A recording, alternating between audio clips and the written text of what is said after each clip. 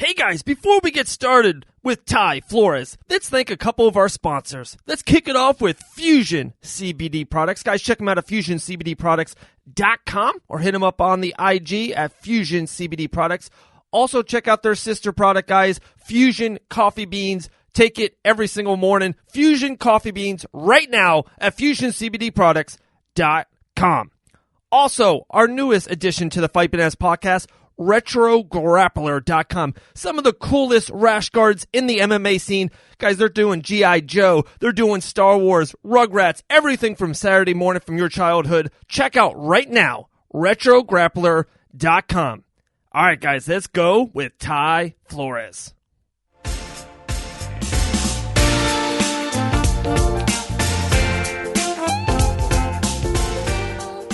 All right, guys, here we go. Dana White Contender Series, August 4th. Ty Flores jumping on the Fight Bananas podcast. How you doing, my man? Doing good, man. Doing good. Very cool. First, I do want to kick it off. I'm a big Contender Series fan. Been out there when they switched over to the Apex. Just a really great atmosphere. It's wild now that some of the biggest UFC fights are happening there at the Apex. How much of it kind of getting into it is, are you looking forward to just being on the Contender Series show as a platform for you? Yeah, man. I mean, I'm super excited. I was out there a couple of weeks ago for the pre-shoots and all that.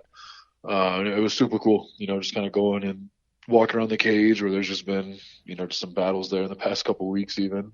It's just, it's a cool environment to be in, I'm really looking forward to it, and so my teammates are going to fight there after, and we're all kind of in the same venue, so it's pretty cool. It's like a different atmosphere. For sure. And, growing up probably maybe a decade ago, MMA, and especially UFC, still in its the beginning stages, the Ultimate Fighter had that feel, but for the last couple of years, the Contender Series has just taken over. Stars being made there with O'Malley, Yusuf, Ige just main evented Fight Island. So it's just a great jump off for you. Literally one win, you're fighting in front of the boss, win or lose or all that. It just seems like it's a great spot to, next step for your career. Yeah, man, I think so too. And I think especially during these times right now, there's no other major sports really doing anything right now. So like a lot of people are watching these fights, especially the ones that are free. And then I think, I don't know if it's ESPN Plus or ESPN, but I know the Contender Series is going to be on there. And, especially during the summer, not a lot of people have a whole lot going on right now. So I think actually that's probably going to get, even more eyes on things. So. Right. No, I'm with you. We've been cranking out content. It's been one of those things, some people you can use this pandemic as a negative, of course, and it is for a lot of people, but we're trying to, bounce it as positive as we can, and we're just putting out content, especially us in MMA, right? It's, I'm so proud what the UFC has been doing when it was Jacksonville, and then they took over the Apex, and now they're on Fight Island. It's just been incredible, and like you said, I'm with you. MMA and UFC has gotten more eyes and more people into it, maybe than all time. So this is a great time to be on the Contender. It's the first one back. It's got a lot of buzz around it already. I'm talking to a lot of media members, and they can't wait. They can't wait to kind of get out there to Vegas and watch you guys go to work. Yeah, man, I'm excited. And then, of course, we're the first episode of the season too. So yeah, definitely be looking to put on a show. Absolutely, my man. And so, how do you feel? Do you think the timing's right? I kind of checked you out a little bit. You haven't been in the cage since 2019, around May. Do you think this is, for one, do you think cage rust, is that a real thing to you, or are you more than ready for this? No, I'm more than ready. I was actually kind of worried, so I guess it was right around the end of the year, beginning of the year. Just because, trying to get a fight in December is so hard. You know what I mean? Most people aren't really even matching for the next year. They're just trying to get those end of the year shows out there. And I hadn't fought in, a few months. You know what I mean? Before that, I was pretty active. I had, September, May, and June right after. And then it was I think November and then May again. So I've been pretty active. And then so I was a little worried, not even worried, but just, kind of asking myself the same questions. Sure.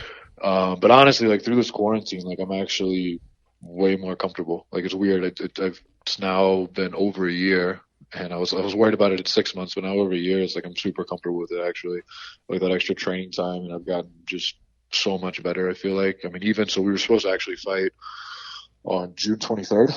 Yeah. Okay. And then we got an additional, pretty much 2 more months. And I mean, even then, I feel like I've gotten so much better just from that. You know what I mean? Like right. I found out in late April, so we were training for that. And I mean, I felt good going into June 23rd, but I mean, compared to what I feel right now, I mean, it's night and day, just even that small amount. And it's been hearing the feedback from the coaches, and especially my teammates, just like every practice, every week, you're getting better, things like that. I mean, just, I think the extra time is going to help me more than it's going to help him, having all that time to prepare. So I'm not really too worried about it. I got a good team around me. No, that's awesome, brother. And guys, check out Ty on the Instagram, Roll TYYY. And I check you out too. And all I do is see these pictures with UFC legend heavyweights, especially with Reem and Curtis.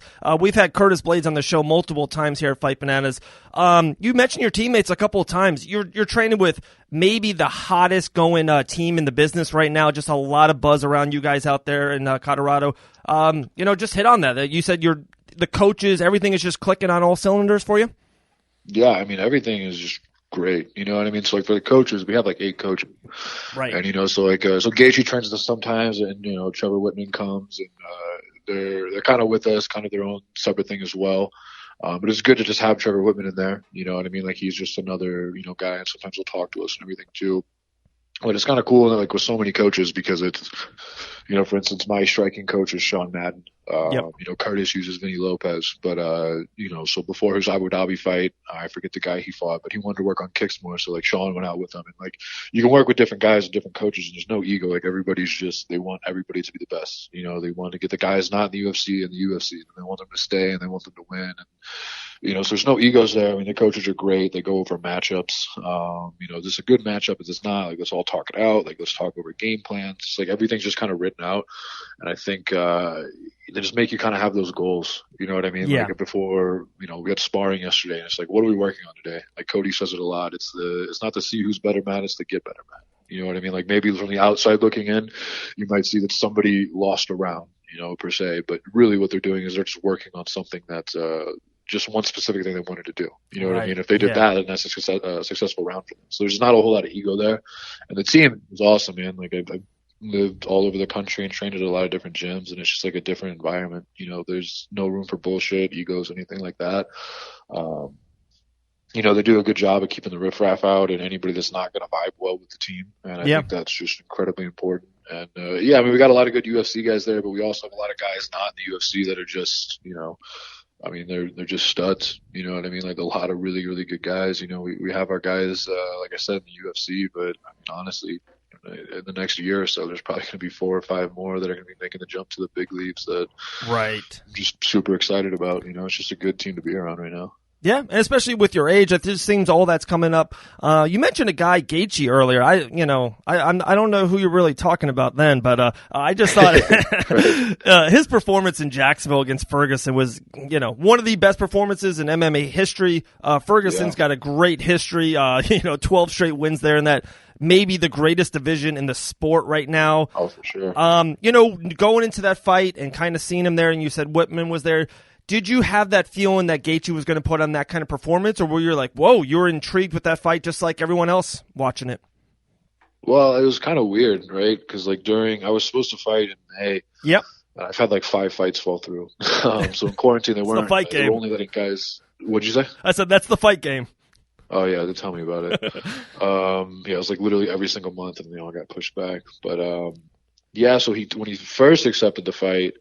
I don't know. I mean, he'd been training. I think he talked about this on Joe Rogan. But, you're training versus training for someone else. You're training for someone specific. It's a different type of training, Because I'd been training all year, and then once I got in late April, it's just different. You know what I mean? Mm-hmm. So I wasn't really sure, because it was – for a lot of the times it might just be, his guys in the gym, my guys that I was sparring. And I was still helping Alistair as well.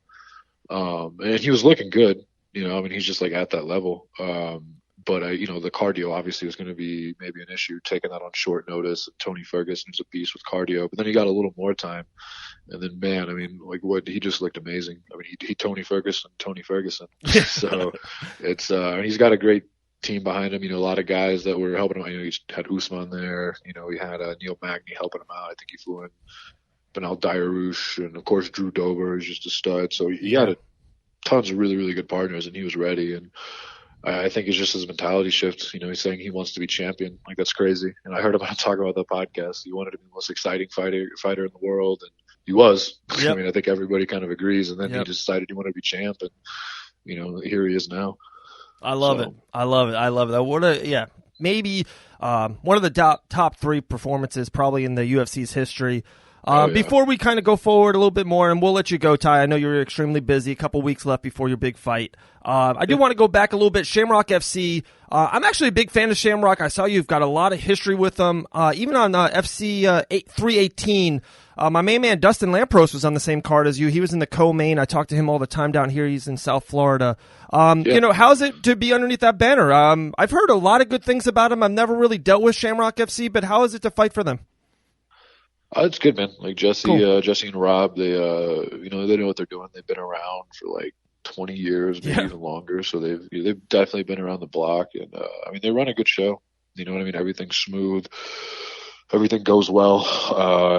It's just pretty by the book. I fought for LFA, a couple different ones as well, but they run things really well. They do a good production and everything like that. And there's always, there are always good matchups. You know what I mean? Like there's always some, a lot of finishes. I think a lot of people like to go and see that, whether they're watching on Flow Combat or whatever. I think the matchups are good and the fights are exciting. So it's, I don't think they get as much love as like the LFA or what's it, the CES MMA on the East Coast. But they got a lot of good fighters that come out of there. Yeah, for sure. I'm that's what I mean. I definitely got to pay more attention to them. I like what they're doing, and when you do anything 318 times, you're pretty good at it. You know what I mean? Absolutely. Yeah. So you were amateur 2013, pro 2015. It's 2020. We're coming out of a damn global pandemic. How is it? This is it, man. Dana White Contender Series, fighting in front of the boss, all the marbles, literally all the chips in the middle of the table. Just how can you put that into words almost, if you could? Everything you worked for, all the grind, all the, no one knows. I'm in gyms all the time, my man, and I see you guys just grinding all the time. No one sees you guys running early, practices all day, weight cuts, all this. But on August 4th, it all comes to a head. You know what I mean? How can you put that into words? What's that like? Honestly, I'm excited, of course, but it's just more like, it's just going to be another stepping stone at the end of the day. You know what I mean? Like, it's just, haven't even thought about Dana White being there or being on ESPN. I think like a lot of friends and family are freaking out more about it. Like actually on Saturday, I guess is when they announced the fight, they had like the promos and they put it up on ESPN. I'd fallen asleep. And I woke up and my phone was just like blowing up. People FaceTiming and stuff like that. Yeah. And like, I've known about it for a while now, and it's just, it's just another day, honestly. Like I don't really get too worked up over those things. Like, I fought a lot in front of the home crowd, my own home crowd, which is, some pressure, I guess. And I fought in opponents in their home crowds, and I have won both. So it's just, it doesn't really matter. You know what I mean? It's just one of those things where like I'm not really looking past it at all. But it's just another fight. You know what I mean? Like I got to go out there and I got to put on a performance. I know I need to finish, but I don't know. I'm not really getting too caught up in it. You know what I mean? I'm not getting too starstruck or anything like that. I'm just treating it like another fight. Yeah, me going into it, that's what you would have to feel. Like you don't want to change anything. You've already put in the work. You're there for a reason. You know what I mean? You got the skill set. You train with the right people. You just it's another day in the office. That's just, I feel like, what you have to do. Last little funny thing I saw, 2015 fought Hands of Steel Neil. It's crazy. You were fighting at light heavyweight on the 4th, right?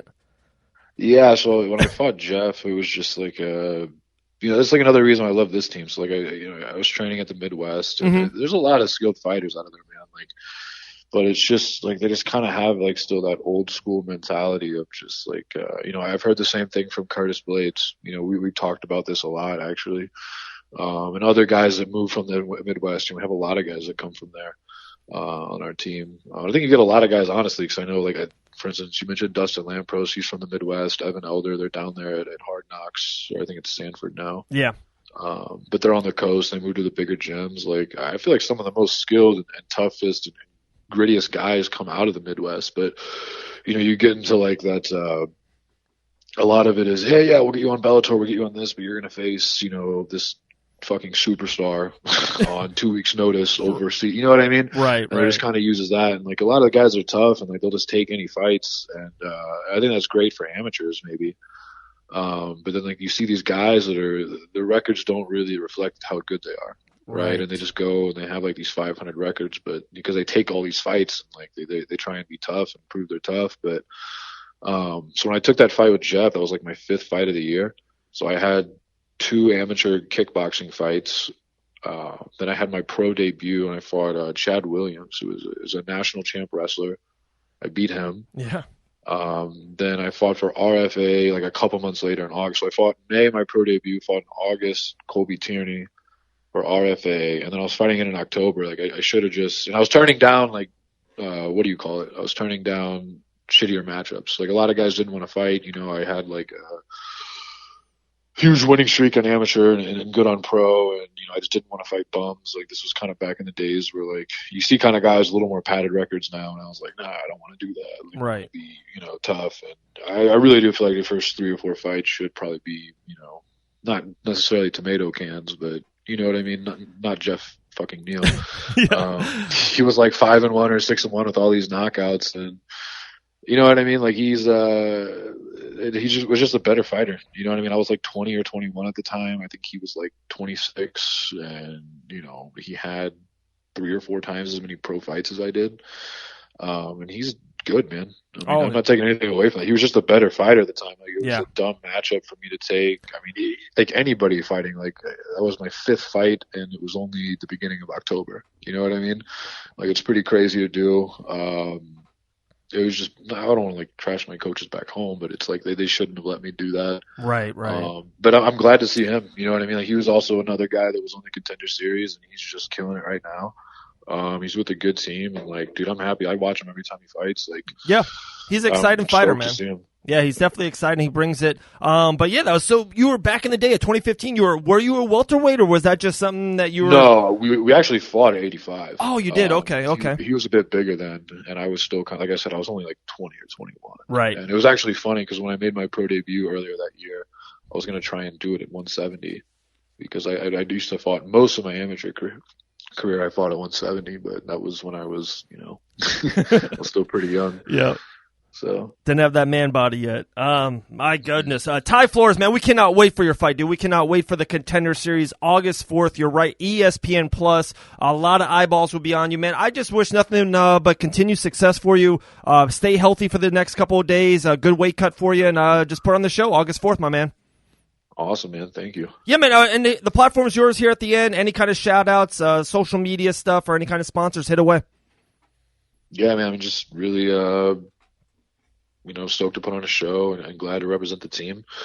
Lots of good guys out there. A lot of the guys I've been training with, we all know the big names, Curtis, Alistair, all those guys. But, the guys that are going to be making the big show soon, we have Nick Roerick has been helping me out a lot. I think he was in the UFC, and he trains with Dom Reyes a lot. Zach Paga, another guy. He's making his pro debut, I think, for LFA next weekend. And Anthony Adams, I don't know if you know much about him, but dude, he is like, I would say he's probably the best guy on the team that's not in the UFC. Okay. And even then, like he's on the Contender Series actually for September, but I wouldn't be surprised if he got the short notice.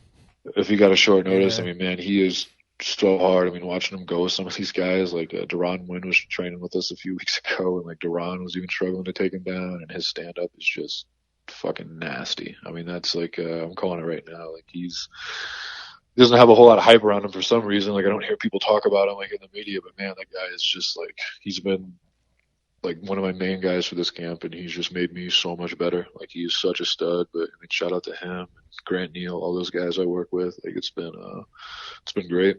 That's awesome, brother. I love that, man. And that's you said Anthony Adams? Anthony Adams, yeah. There you go. He is look for him. He actually only has one loss, and it was on the Contender Series, and it was a split decision, and he's a stud, man. Honestly, like his kickboxing is so good, and he is just like a bitch to take down, and even if you get him down, like you can't keep him down. Right. He's got good submissions off the bottom. Like he's a problem. Oh, that's awesome, man. Cannot wait. Like I said, your fight, Ty Flores, August 4th, Dana White Contender Series. Get the job done, my man. We'll talk to you soon, all right? Absolutely, man. Thank you. Awesome. Thank you, brother. Bye.